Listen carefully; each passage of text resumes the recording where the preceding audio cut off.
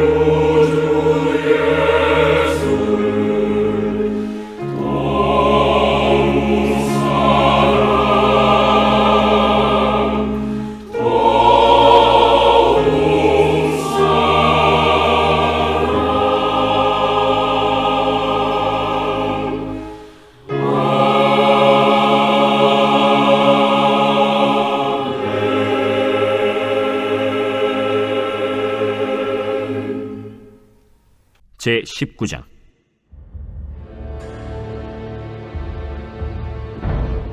사울이 그의 아들 요나단과 그의 모든 신하에게 다윗을 죽이라 말하였더니 사울의 아들 요나단이 다윗을 심히 좋아하므로 그가 다윗에게 말하여 이르되 내 아버지 사울이 너를 죽이기를 꾀하시느니라.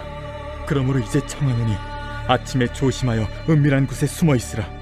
내가 나가서 내가 있는 들에서 내 아버지 곁에 서서 내 일을 내 아버지와 말하다가 무엇을 보면 내게 알려주리라. 요나단이 그의 아버지 사울에게 다윗을 칭찬하여 이르되 원하건대 왕은 신하 다윗에게 범죄하지 마옵소서.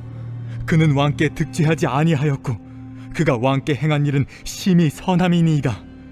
그가 자기 생명을 아끼지 아니하고 블레셋 사람을 죽였고 여호와께서는 온 이스라엘을 위하여 큰 구원을 이루셨으므로 왕이 이를 보고 기뻐하셨거늘 어찌 까닭없이 다윗을 죽여 무지한 피를 흘려 범죄하려 하시나이까? 사울이 요나단의 말을 듣고 맹세하되 여호와께서 살아계심을 두고 맹세하거니와 그가 죽임을 당하지 아니하리라. 요나단이 다윗을 불러 그 모든 일을 그에게 알리고 요나단이 그를 사울에게로 인도하니 그가 사울 앞에 전과 같이 있었더라. 전쟁이 다시 있으므로 다윗이 나가서 블레셋 사람들과 싸워 그들을 크게 쳐 죽이매 그들이 그 앞에서 도망하니라. 사울이 손에 단창을 가지고 그의 집에 앉았을 때 여호와께서 부르시는 악령이 사울에게 접하였으므로 다윗이 손으로 수금을 탈 때 사울이 단창으로 다윗을 벽에 박으려 하였으나 사울의 앞을 피하고 사울의 창은 벽에 박힌지라. 다윗이 그 밤에 도피하매 사울이 전령들을 다윗의 집에 보내어 그를 지키다가 아침에 그를 죽이게 하려 한지라. 다윗의 아내 미갈이 다윗에게 말하여 이르되 당신이 이 밤에 당신의 생명을 구하지 아니하면 내일에는 죽임을 당하리라. 미갈이 다윗을 창에서 달아내리니 그가 피하여 도망하니라. 미갈이 우상을 가져다가 침상에 누이고 염소털로 엮은 것을 그 머리에 씌우고 의복으로 그것을 덮었더니 사울이 전령들을 보내어 다윗을 잡으려 하매 미갈이 이르되 그가 병들었느니라. 사울이 또 전령들을 보내어 다윗을 보라 하며 이르되 그를 침상째 내게 들고 오라. 내가 그를 죽이리라. 전령들이 들어가 본즉 침상에는 우상이 있고 염소털로 엮은 것이 그 머리에 있었더라. 사울이 미갈에게 이르되 너는 어찌하여 이처럼 나를 속여 내 대적을 놓아 피하게 하였느냐? 그가 내게 이르기를 나를 놓아 가게 하라. 어찌하여 나로 너를 죽이게 하겠느냐 하더이다. 다윗이 도피하여 라마로 가서 사무엘에게로 나아가서 사울이 자기에게 행한 일을 다 전하였고 다윗과 사무엘이 나요스로 가서 살았더라. 어떤 사람이 사울에게 전하여 이르되 다윗이 라마 나요스에 있더이다. 사울이 다윗을 잡으러 전령들을 보냈더니 그들이 선지자 무리가 예언하는 것과 사무엘이 그들의 수령으로 선 것을 볼 때 하나님의 영이 사울의 전령들에게 임하매 그들도 예언을 한지라. 어떤 사람이 그것을 사울에게 알림해 사울이 다른 전령들을 보냈더니 그들도 예언을 했으므로 사울이 세 번째 다시 전령들을 보냈더니 그들도 예언을 한지라. 이에 사울도 라마로 가서 세구에 있는 큰 우물에 도착하여 물어 이르되 사무엘과 다윗이 어디 있느냐? 어떤 사람이 이르되 라마 나요스에 있나이다. 사울이 라마 나요스로 가니라. 하나님의 영이 그에게도 임하시니 그가 라마 나요스에 이르기까지 걸어가며 예언을 하였으며 그가 또 그의 옷을 벗고 사무엘 앞에서 예언을 하며 하루 밤낮을 벗은 몸으로 누웠더라. 그러므로 속담에 이르기를 사울도 선지자 중에 있느냐 하니라.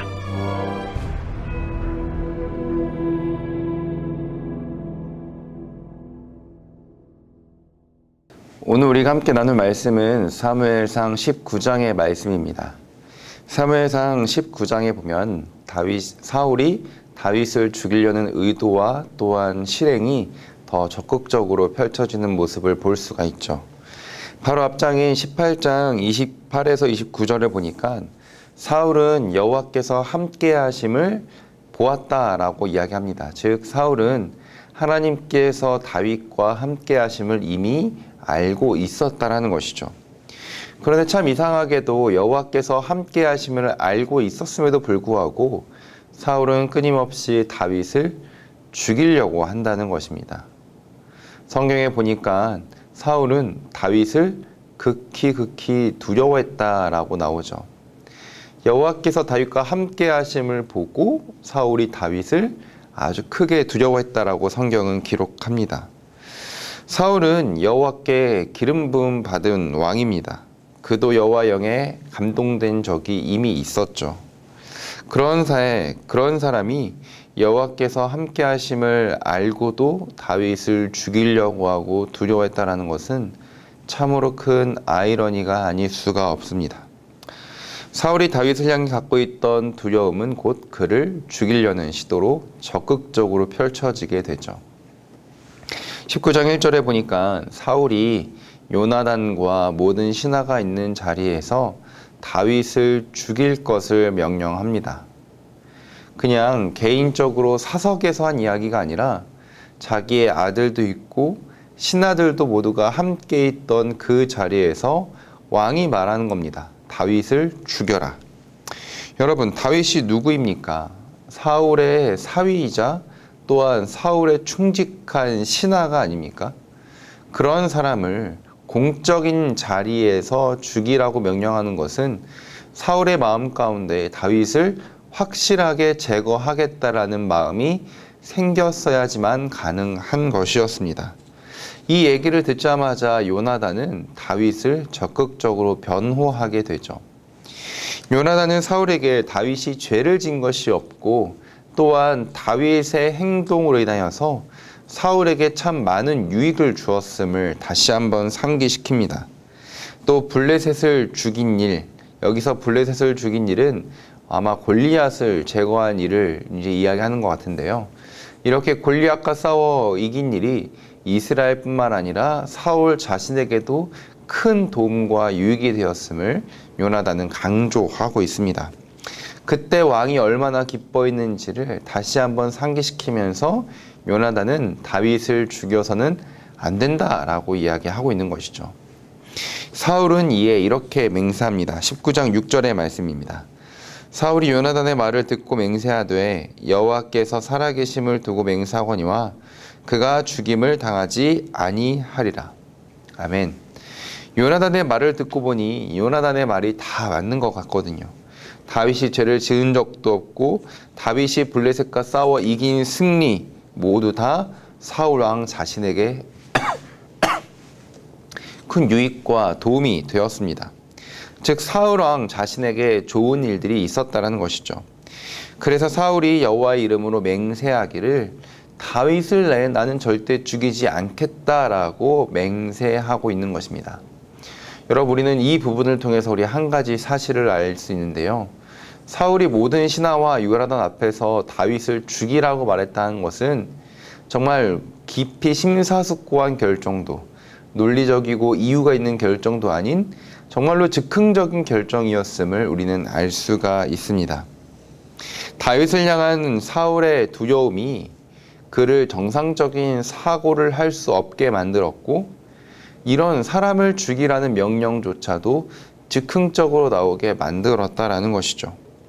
아무리 왕이라고 할지라도 죄 없는 사람을 함부로 죽일 수는 없습니다. 아무리 왕이라고 할지라도 아무런 근거 없이 자신의 마음대로 사람을 죽일 수는 없습니다. 게다가 지금 사울은 그냥 왕이 아니라 하나님을 대신해서 이스라엘을 통치하는 왕입니다. 또한 다 사울이 죽이려고 하는 다윗은 사울의 백성이기 이전에 하나님의 백성입니다. 그런 사람을 함부로 죽이려고 하다니요. 분명히 사울은 자신의 두려움에 휩싸여서 정상적인 사고, 즉 왕으로서의 통치가 지금 불가능한 상황임을 보여주고 있는 것입니다. 이어서 말씀을 보면 다윗을 죽이지 않겠다라고 사울은 맹세했지만, 그것도 여호와의 이름으로 맹세했지만 그 맹세는 오래 가지 않았습니다. 하루는 사울 앞에서 다윗이 수금을 타고 있었습니다. 그 수금으로 사울은 마음을 다스리고 있었겠죠. 그런데 갑자기 사울은 손에 들고 있던 단창을 다윗에게 던지게 됩니다. 그리고 그 단창은 벽에 박히고 다윗은 그 길로 도망하게 되죠. 자, 여러분, 근데 지금 이 사건이 일어나고 있는 장소가 집입니다. 집이라는 공간은 가장 안전한 공간이 아닙니까? 말 그대로 두 발 뻗고 잘 수 있는 곳이 바로 집입니다. 그런데 그 집에서조차 사울은 지금 손에 단창을 잡고 그것을 의지하고 있는 모습을 보여주고 있습니다. 그 자기 손에 잡고 있던 단창, 자기가 의지하고 있던 단창을 다윗에게 던진 것이죠. 그런 안전한 공간에서조차 지금 사울이 단창을 들고 단창을 손에 잡고 그것을 의지하고 있었다는 것은 지금 사울의 심리가 얼마나 불안정한지를 알려주고 있는 것입니다. 시간이 가면 갈수록 사울의 불안함과 근심과 걱정은 더욱더 깊어져 가고 있음을 우리가 알 수 있죠. 자, 그런데 말씀을 아무리 읽고 찾아봐도 그 어디에도 사울이 그 불안감을 가지고 하나님께 나아갔다라고 이야기하는 장면이 없습니다. 훗날 다윗의 모습을 보면 자신의 사소한 고민조차, 갈등조차 하나님께 물었던 다윗의 모습을 볼 수 있는데, 그런 다윗의 모습과 정반대인 모습을 지금 사울이 보여주고 있는 것이죠. 사울이 의지한 것은 하나님이 아니라 사울은 자기 손에 단창을 잡고 그것을 의지하며 살아갔던 사람입니다. 하나님께 단창을 내어놓고 자기가 엎드려 자신의 모든 근심과 걱정과 불안을 아뢰었어야 됨에도 불구하고 사울은 왕으로서 그런 모습을 전혀 보여주고 있지 않죠. 오히려 이스라엘 왕으로서 마땅히 잡아야 될 율법은 잡지 않고 단창만 잡고 있는 사울의 모습을 우리는 볼 수가 있습니다. 여러분은 과연 단창을 잡고 있나요? 아니면 단창을 손에서 내어놓고 하나님께 나아가 엎드려 아뢰고 있나요? 한나는 자신의 모든 괴로움을 여호와 하나님 앞에 가서 다 토해냈습니다. 그랬을 때 하나님께서 사무엘이라는 기도에 응답을 주셨고 한나에게 개인적인 큰 은혜와 감격을 허락하셨죠. 손에 있는 단창을 내어놓고 하나님 앞에 나아가서 한나처럼 모든 심정을 다 토해놓는 저와 여러분이 되길 주님의 이름으로 소망합니다. 사울이 던진 단창으로 인해 다윗은 그 밤중에 도망하게 됩니다. 그랬더니 사울이 전령들을 보내 다윗을 죽이라고 이야기하죠. 하지만 사울의 딸이자 다윗의 아내였던 미갈은 창에서 다울을 달아내리는 방식으로 다윗을 돕게 됩니다. 다윗은 이로 인하여서 사무엘에게로 도망갔고 사무엘에게 그동안에 있었던 모든 일을 다 털어놓게 되죠. 다윗의 말을 전해들은 사무엘은 어떤 생각을 했을까요? 성경에 기록되어 있지 않아서 사울의 말에는 어떠한 뜻이 담겨 있을지 알 수 없지만 한 가지 분명한 것은 하나님께서 사울을 버리셨음이 더욱 또렷해지고 또 다른 기름 부음 받은 자인 다윗을 하나님께서 세워가고 있음을 사무엘은 확신했을 거라고 생각합니다. 아무튼 다윗이 사무엘과 함께 나요새 있다라는 소식을 전해들은 사울은 군사들을 보내서 다윗을 죽일 것을 계획합니다. 그러나 군사를 보낼수록 그 군사들이 하나님의 영에 감동되어 예언을 하는 바람에 다윗을 죽이려는 계획이 실행되지 않았습니다. 이러한 일이 반복되자 사울은 자신이 직접 나요스로 가서 다윗을 잡아올 생각을 합니다. 그러나 마찬가지로 사울도 나요스에 가까이 갔을 때 하나님의 영에 감동되어서 오히려 예언을 하게 되죠. 그리고 24절에서 이런 모습으로 보여집니다. 그가 또 그의 옷을 벗고 사무엘 앞에서 예언을 하며 하루 밤낮을 벗은 몸으로 누웠더라. 그러므로 속담에 이르기를 사울도 선지자 중에 있느냐 하니라. 사울 왕이 하나님의 영으로 인해 옷을 다 벗고 사무엘 앞에서 예언했다라고 성경은 기록하죠. 지금 사울 왕이 입고 있는 옷은 단순히 잠옷이나 우리가 입고 있는 티셔츠가 아닙니다. 지금 사울이 입고 있는 옷은 왕의 의복입니다. 오직 왕만 입을 수 있는 옷을 지금 사울 왕이 입고 있죠. 그런데 하나님의 영에 감동되었을 때 이 사울 왕은 그 옷을 자기 스스로 벗었습니다. 어떻게 보면 굉장히 큰 아이러니입니다. 다윗이 자신의 왕위를 빼앗을까봐 다윗을 죽이려고 찾아간 그 자리에서 사울은 하나님의 영에 감동되어 자기 스스로 왕의 의복을 벗고 있다라는 것이 굉장히 큰 아이러니죠. 이것을 통해서 하나님의 뜻은 더욱더 분명해졌습니다. 사울은 왕의 자리에서 내려오게 될 것임이 더욱더 분명해진 것이죠. 그런데 사람들이 이러한 모습을 보고 사울도 선지자 중에 있느냐라고 이야기하게 됩니다. 그런데 이 사람들의 이 말은 처음 이야기한 것이 아니죠. 사무엘상 10장 11절에 보면 사울이 사무엘에 의해서 기름 부음을 받게 되자 하나님의 영에 감동되어 예언을 하기 시작합니다.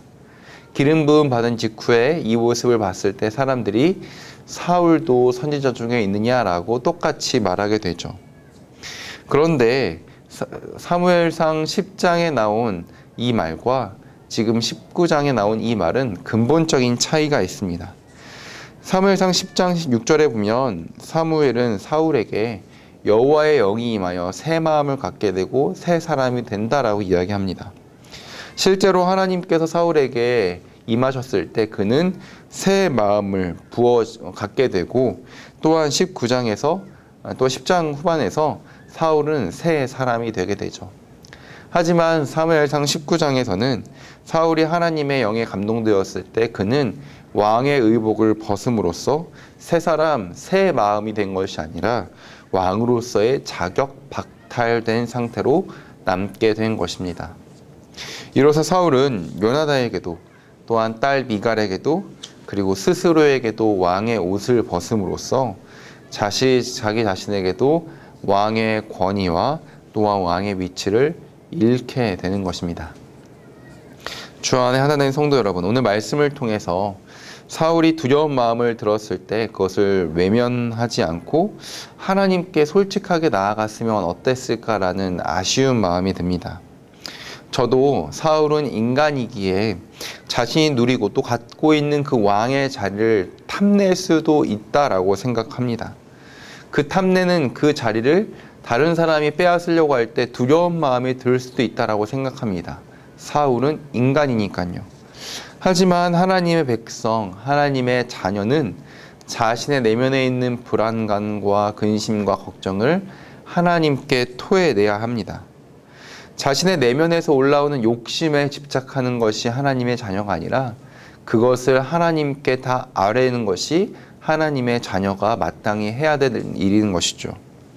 하지만 사울은 집에서조차 단창을 꼭 붙잡고 있지 하나님을 의지하지 않았습니다. 단창을 잡는다고 자신의 불안감이 해소가 됩니까? 그렇지 않죠. 우리는 사울의 모습을 통해 단창이 아닌 하나님께 나아가는 것이 더욱더 중요한 것임을 돌아보게 됩니다. 결국 사울은 하나님의 영에 감동되었을 때 자기 스스로 왕의 옷을 벗고 사무엘 앞에서 벌거벗은 채로 수치를 가진 채 가만히 누워 있었습니다.